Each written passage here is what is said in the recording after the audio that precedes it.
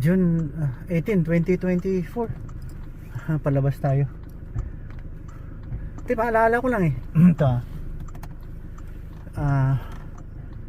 para tuloy-tuloy yung ating lecture, pangangaral.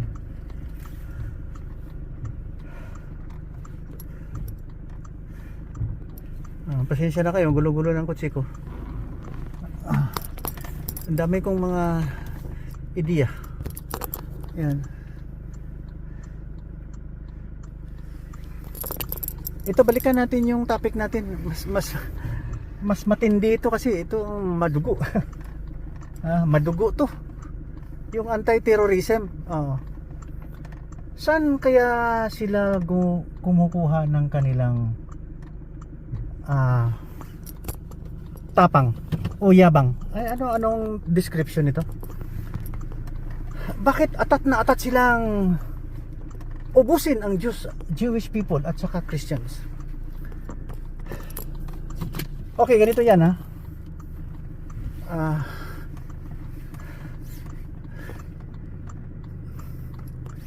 may sumulpot kasi na ipalagay natin sa history ng Holy Bible. Kasi binabasa-basa nila yan kung anong nangyayari dyan. Yung mga Islamic scholar, ginagaya-gaya, ganyan, plagiarism. Gusto nilang sandali, makinig na lang muna tayo ng music kasi hindi ko na alam dito na lang sa FM. Yan. I-close ko muna ang gate.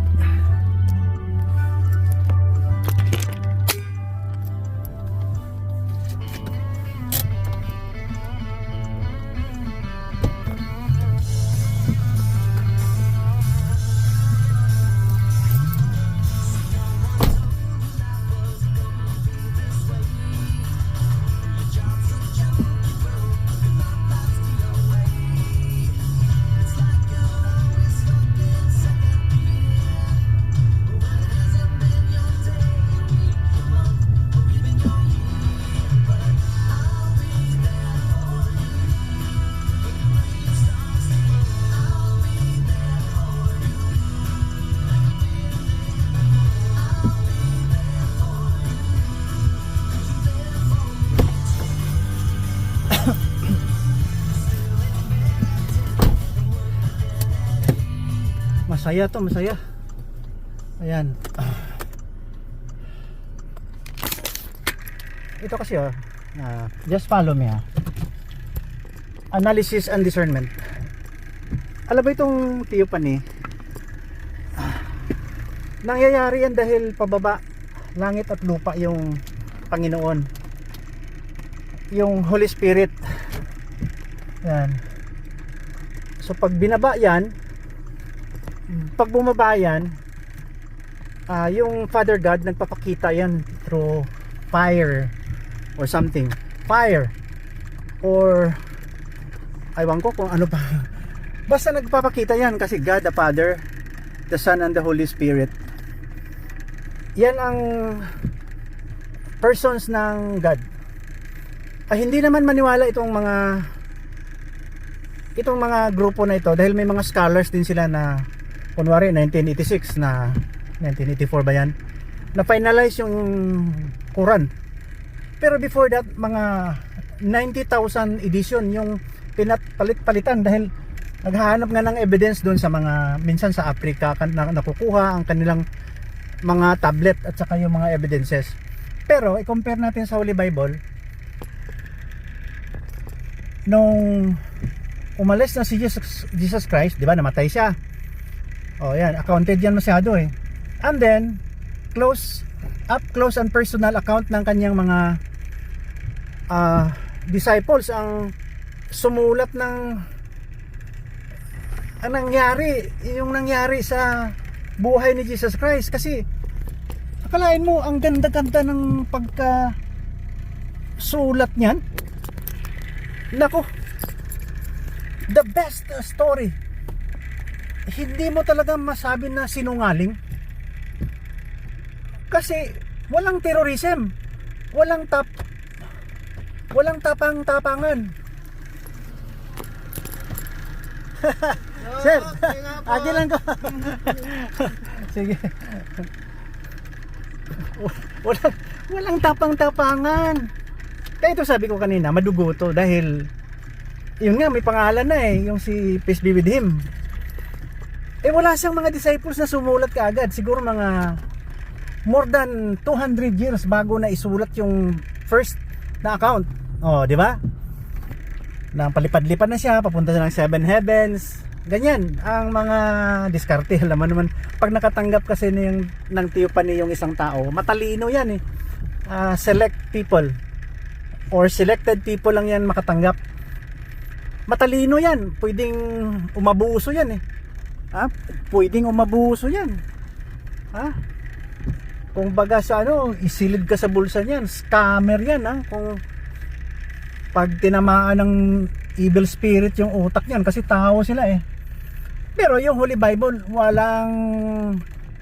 walang bahid na mali yan. Complete, no? Complete, no? Wala talagang wala kang ma-question.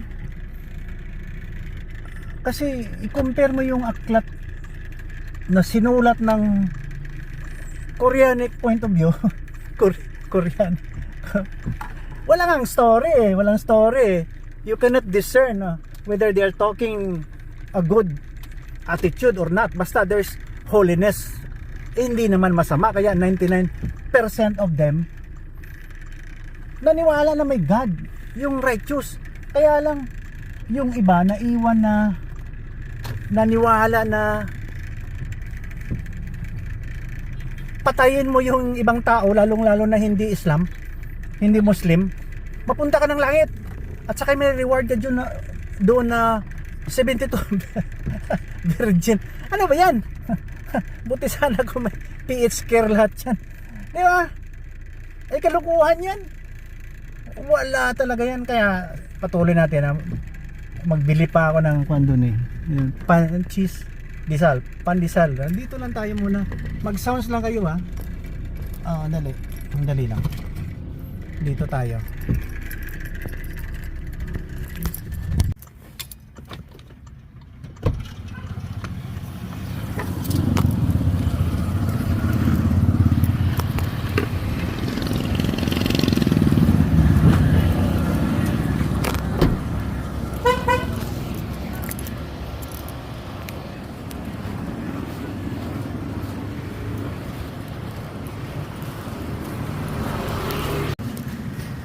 Sino nga itong isa nagabantay Siya to Faith. Faith. O, the Faith to siya. Wala siya? Doon nakilala. Yan ako to ba? Hindi na problem.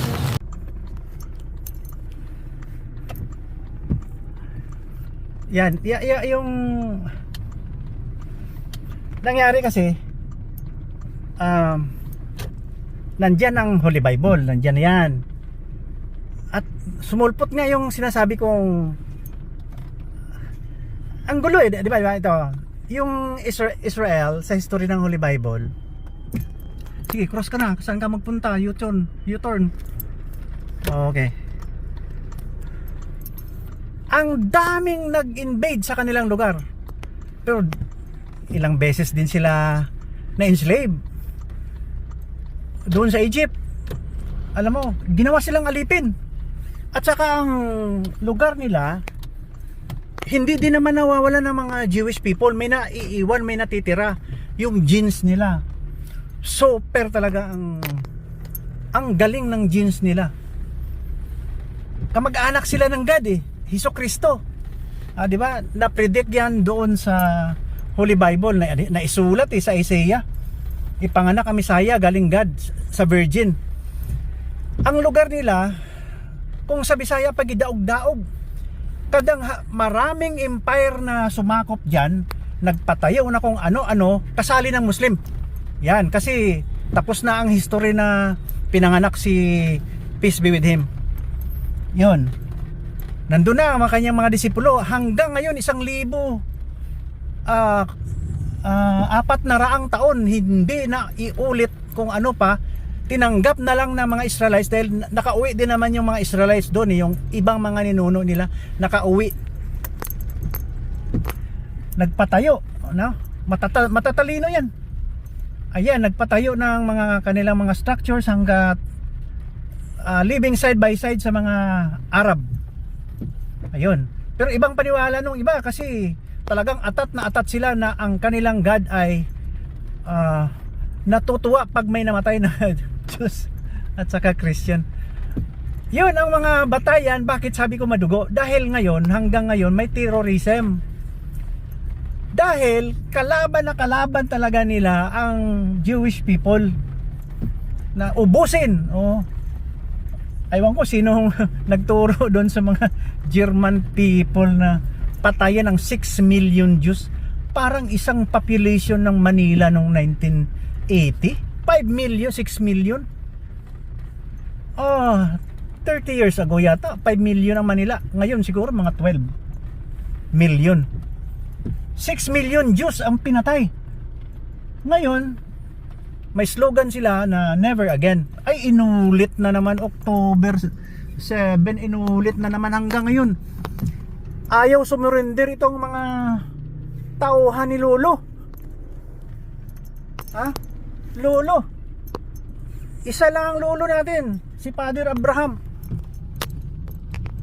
Medyo malamig. Dali. Dito lang ako sa 25. Malamig, umuulan eh. Ayan. Allergy kasi ako pag yan. Ay, pag may naga-cross na nga, stop na. Mauna pa. Yan, naputol pa. Hindi na hinto ang terrorism dahil sa paniwala na mali ang pagsakop ng Israel sa kanilang ninakaw na lugar. Ay nako, kung walang Holy Bible hindi ako maniwala. Bako dun din ako sa kay maniwala din ako dun kay Lolo sa mga sinusulat na kanyang scholars. Pero balik ka sa Holy Bible, ang ganda ng pagkasulat. Kaya sabi ko madugo. Dahil hanggang ngayon patayan. Itong kaedad ko na si Yaya Sinwar, siguro matalino din to. Pero maldumal lang iniisip. Sabi nga ng mga ito lang mga days ago lang, sabi ng parang newscaster or nagpray pala sila dahil na-unite na yung Israel ngayon, yung East and West.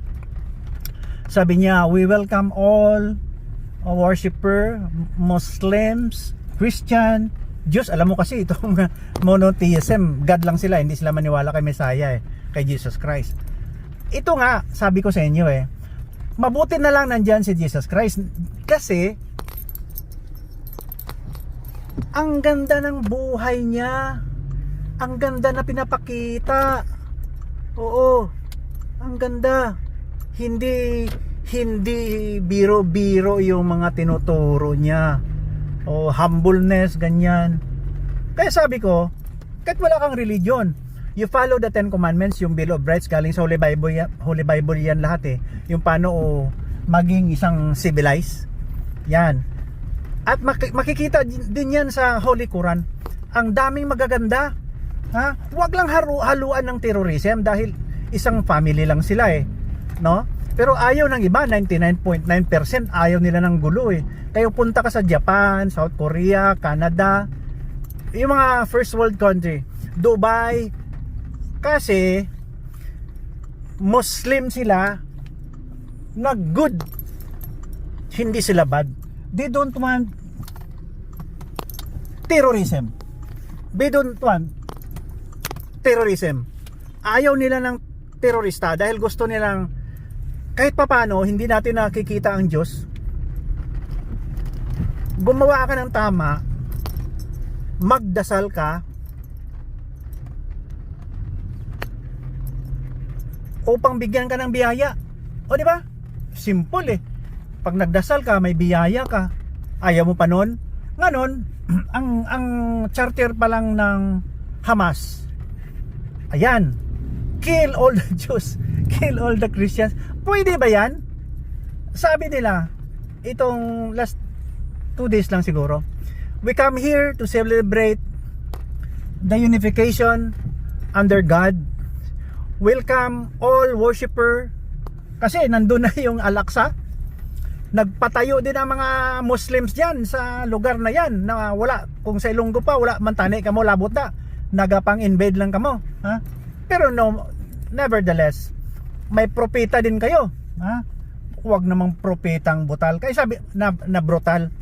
Kasi sabi ko, kung nakatanggap ako ng theophany 1975, akin lang yun, ha? Wala na kayo dun. Yan. Hindi lang maalis sa isip ko bakit nangyari. Kaya ako ngayon ginagawa ko na tong passion to establish total peace. Di ba? Kung walang maniwala sa akin, no problem. I can go to rest with God anytime.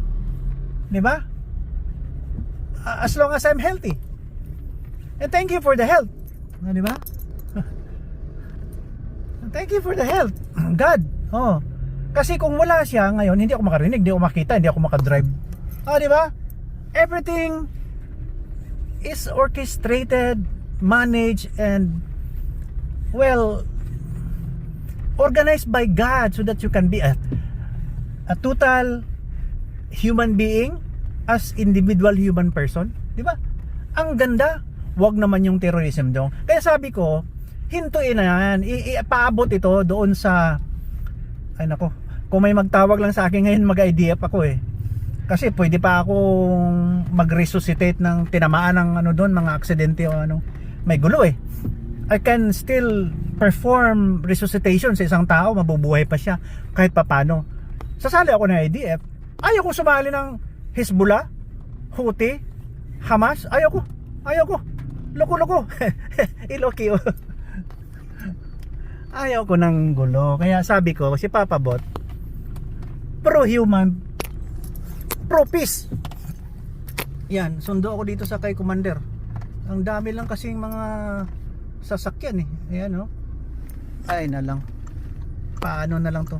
Ito pa, bilis-bilis oh. Magko-cross ka na oh. Di ba? Pro-peace tayo. Businahan ko muna si Mrs.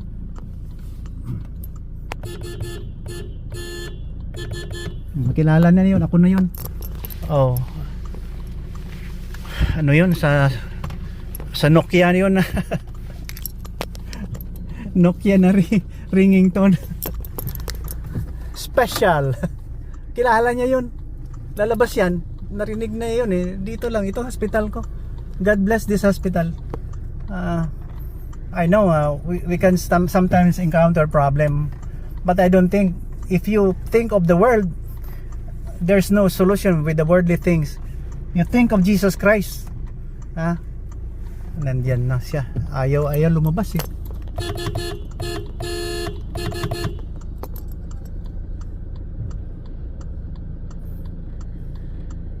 Naku, nakalimutan siguro ang code namin.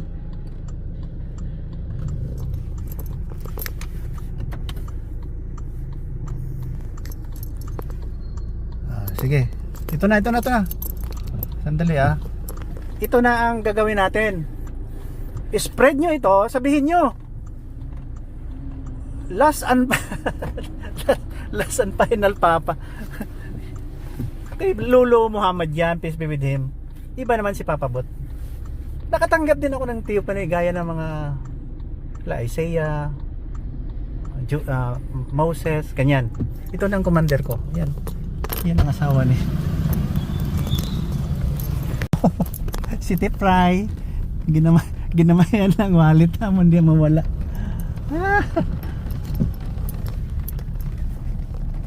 Naiwanan. Hindi ako nagalagay ng mga wallet at saka cellphone sa table. Nakatali yan sa katawan ko. I never put that on top of the table.